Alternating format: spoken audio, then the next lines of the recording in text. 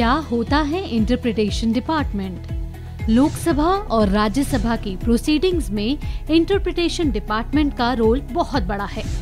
यह डिपार्टमेंट ही प्रोसीडिंग्स के दौरान सदन में बैठे हर मेंबर तक किसी भी भाषा को इंटरप्रेट करके पहुंचाता है, फिर चाहे वो हिंदी, अंग्रेजी या कोई भी रीजनल लैंग्वेज हो।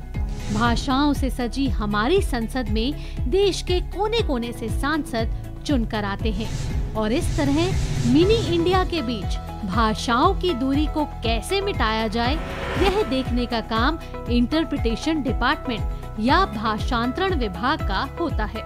7 सितंबर 1964 को पहली बार इंटरप्रिटेशन की शुरुआत की गई थी।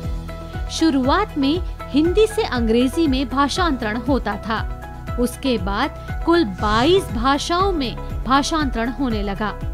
पार्लियामेंट सेशन के बाद भी यह डिपार्टमेंट उतना ही एक्टिव होता है जितना और दिनों में।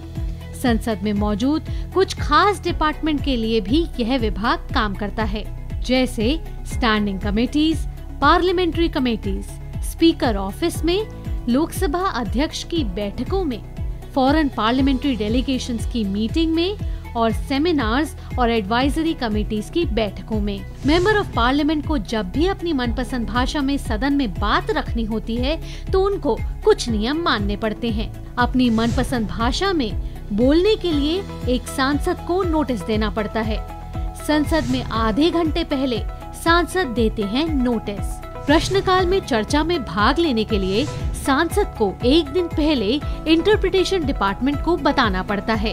अपनी मनपसंद भाषा में बोलने के लिए सांसद को लोकसभा अध्यक्ष की अनुमति लेना अनिवार्य है। खास बात यह है कि इंटरप्रिटेशन और ट्रांसलेशन में काफी अंतर है, इसलिए आप दोनों को एक ही समझने की भूल कभी मत करना, क्योंकि इंटरप्रिटेशन साथ साथ होता है जबकि ट्रांसलेशन में ऐसा बिल्कुल नहीं होता।